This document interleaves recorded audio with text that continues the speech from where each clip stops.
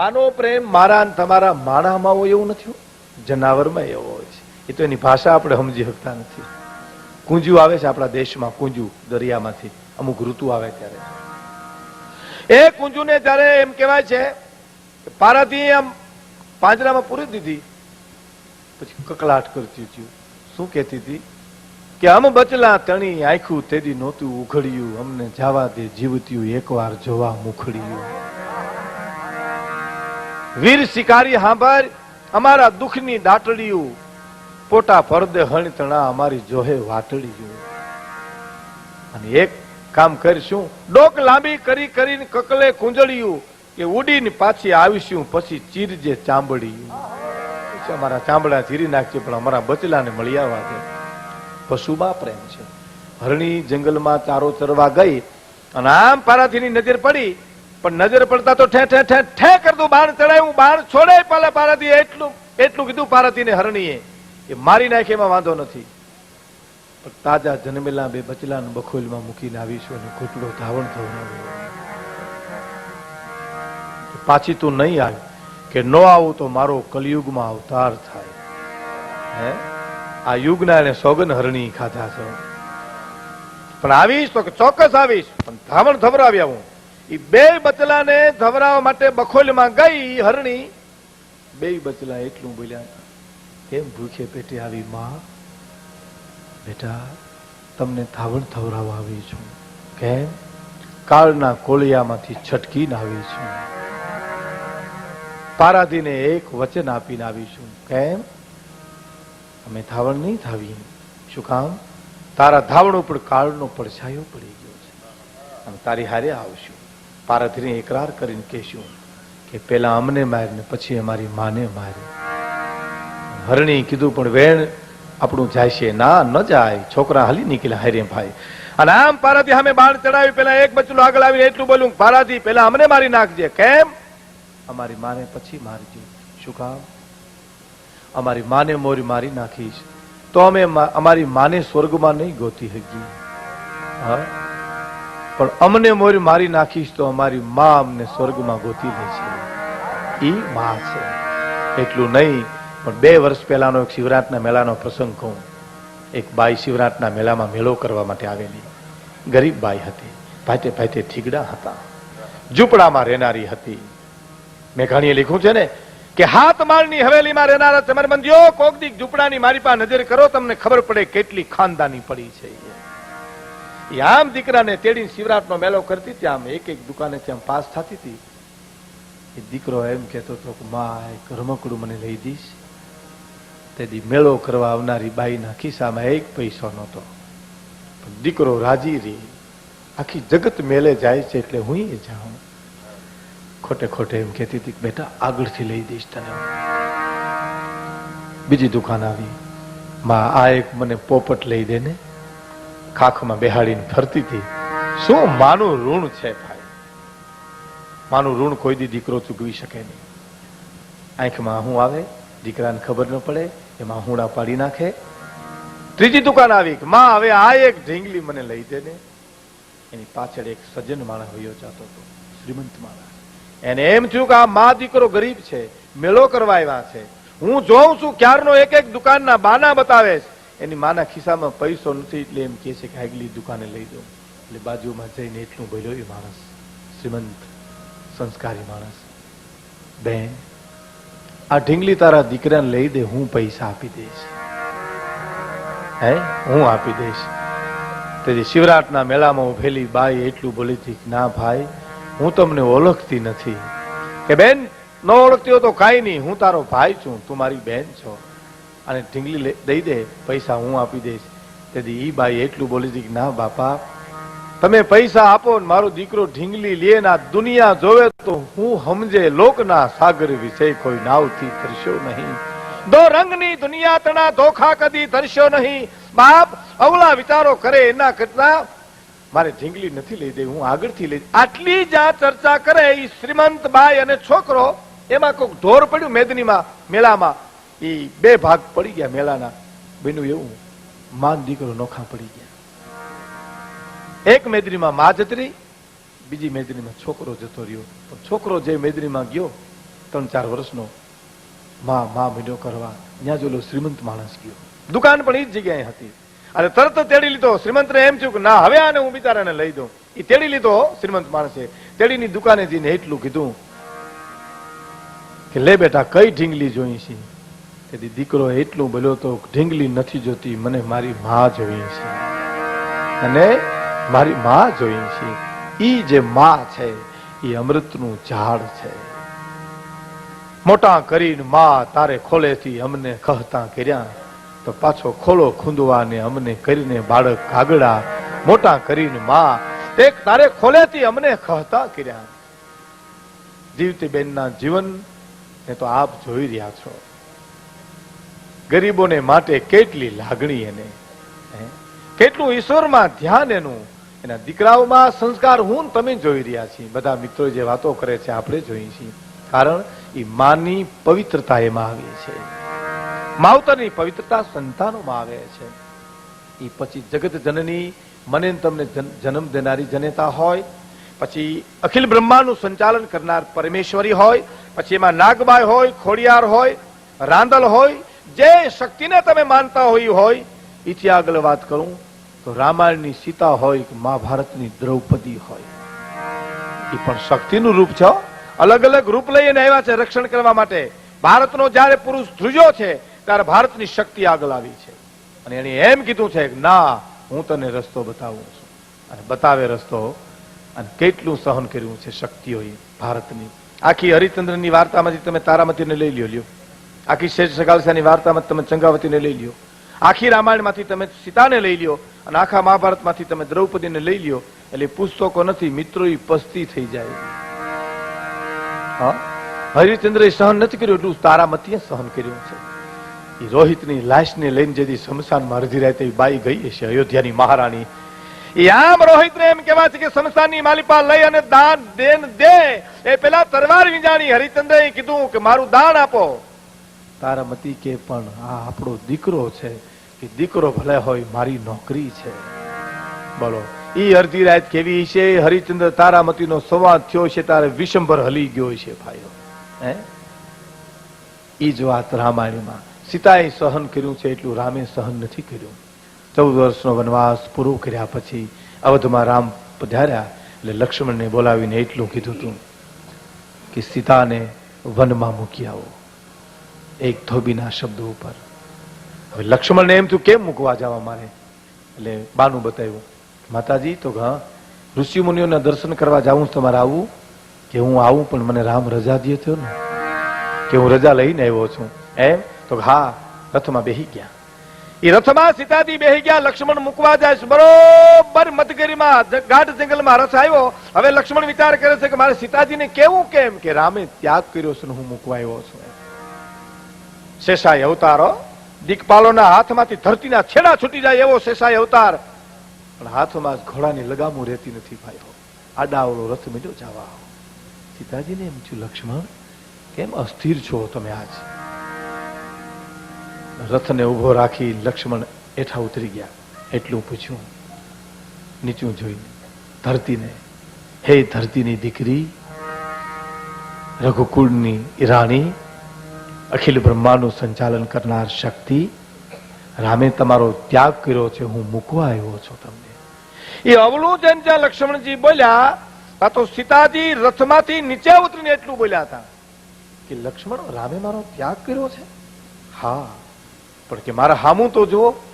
તો રામની હાજરીમાં કોઈ દી જોયું નથી, આજ ગેરહાજરીમાં કેમ જોવાય? રામની હાજરીમાં નથી જોયું લક્ષ્મણે. રાવણ જયારે સીતાનું હરણ કરી ગયો ત્યારે દરેક અલંકારો સીતાજી નાખતા ગયા હતા. શું છે અલંકારો ઉપર રામ મને ગોતો આવે, ક્યાંય હાર નાખી દે, ક્યાંય ઝાંઝર નાખી દે, ક્યાંય કાનના કુંડળ નાખી દે. એ તમામ વસ્તુ જડતી હતી રામને. ઈ રસ્તે રસ્તે રામ જતા હતા ગોતવા માટે. પણ હાર ને ઝાંઝર ને કુંડળ ને બધા એક ઝાડને નીચે મૂકીને રામે પ્રશ્ન કર્યો તો, લક્ષ્મણ આ હાર સીતાજીનો છે કે નહીં? શેષાય અવતાર લક્ષ્મણ જવાબ આપે છે, રાઘવ, હારની ખબર નથી, પણ આ ઝાંઝર મારી માં જાનકીજીના છે. હે, ઝાંઝરને ઓળખો છો? હા. હારને કેમ નથી ઓળખતા? કે મેં હામે કોઈ દી જોયું નથી, માટે હાર કોઈ દી જોયો નથી. પણ હું રોજ પ્રભાતના પોરમાં મારી માને પગે લાગવા જાવતો એટલે હું ઝાંઝર કાયમ જોતો. આ ઝાંઝર તો મારી માં જાનકીથી ના છે. એ રામની હાજરીમાં નથી જોયું, ગેરહાજરીમાં કેમ જોવાય? અને તેથી સીતાજી એટલું કીધું. તું કલ્પના કરી લેજો મિત્રો, રામે નથી સહન કર્યું એટલું સીતાએ સહન કર્યું છે કે લક્ષ્મણ સામે ન જુઓ તો કાંઈ નહીં, સીતા તજી શણગાર પ્રેમે વલકર પહેર્યા. સીતા તજી શણગાર પ્રેમે વલકર પહેર્યા, વનની લીધી વાટ એને કફની પહેરીને કાગડા, ને મુનિ વિશ્વામિત્રે જોયેલ જેના જોશ, સીતાને સંતોષ કદીને ભાલ્યો કાગડા. સીતાજી બોલ્યા હતા, લક્ષ્મણ સામે ન જુઓ તો કાંઈ નહીં બાપ, મારી કોઈ ચિંતા ન કરતા, પણ સામે ન જુઓ તો કાંઈ નહીં, પણ કાન તો માંડો, મારે બે વાત કરવી છે. એ બે વાત સીતાજીની લખે છે કવિ દાદ અને રજૂ કરે છે દિવાલીબેન ભીલ. લક્ષ્મણ ઘડીક તો ઉભાર્યો મારા વીર, ખોડલાની વાઘુ તમે ઝાલો રે, કરવી છે મારે રાઘવના દલડાની વાત, તો ભાવો રથડો ઠાલો રે. આ ગીત લઈને આવે છે દિવાલીબેન ભીલ.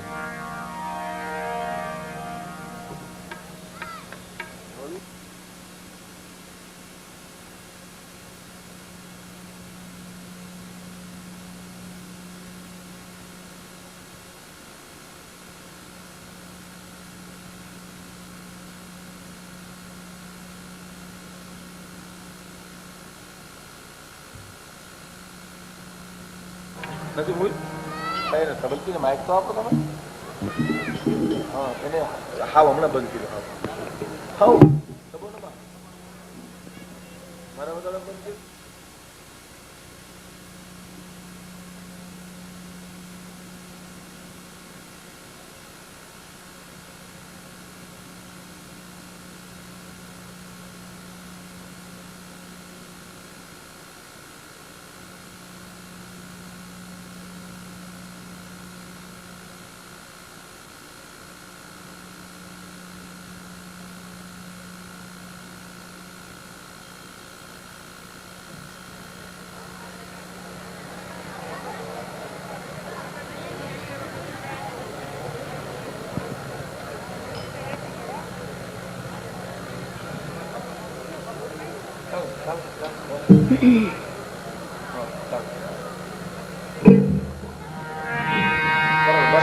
બસ બંધ.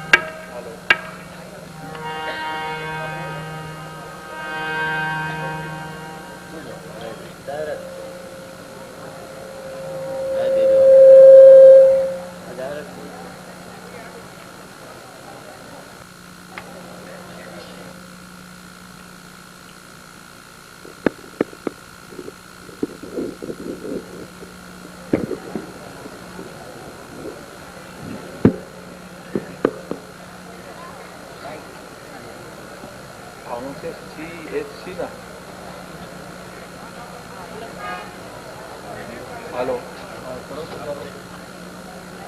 ભાઈ હિન્દુ કુમાર બેઠા હોય ત્યાં એને બહાર બોલાવે. હિન્દુ કુમાર ઓઝા કાંઈક આપે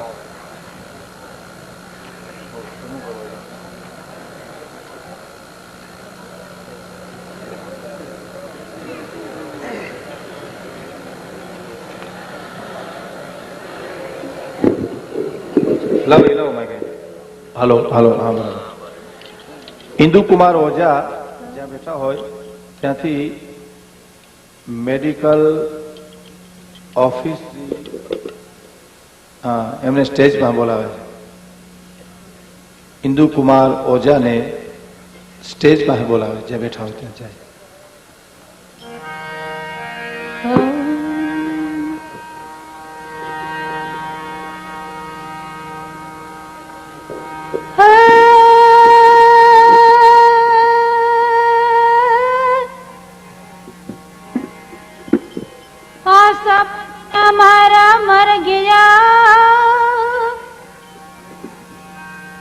અને સબદે છોડી દીધા રાત જેણે જેણે શબ્દ વિચાર્યા ઉનકા સરિયા કા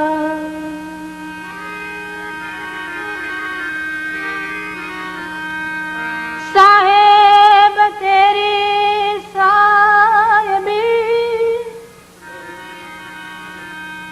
सब घर रहे समाय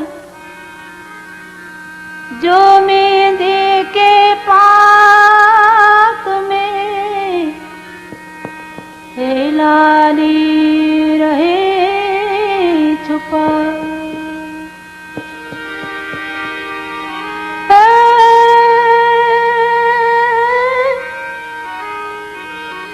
संत बड़े परमारथी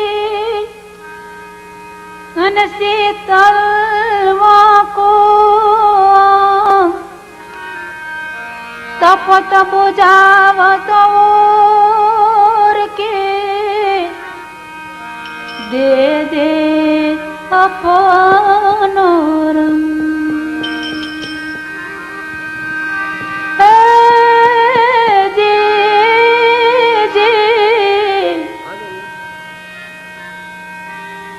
लाली मेरे लालन की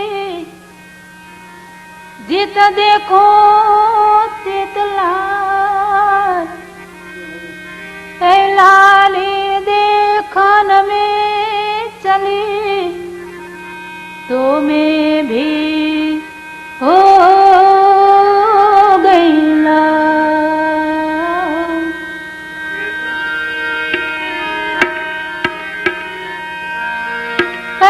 लखमण घड़ी कतो उभार्यो हे मारा रे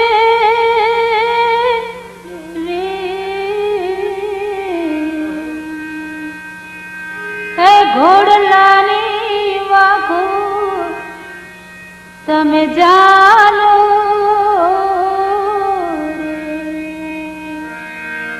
करवी मारे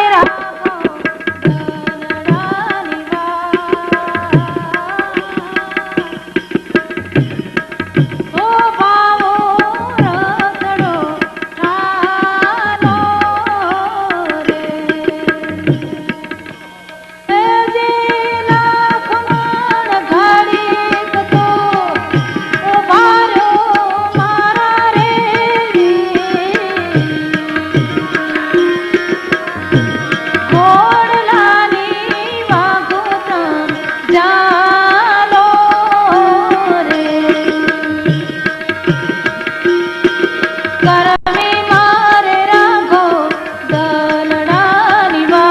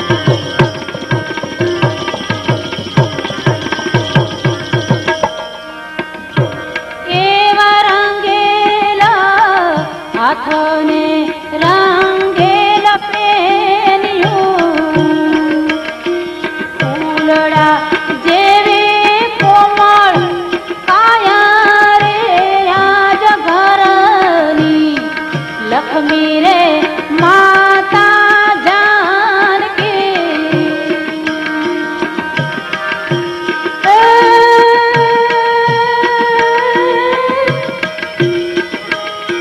જાનકી કઠણ વનમાં જાય રે યાદ હાલી રે અજોધા રામને વળાવવા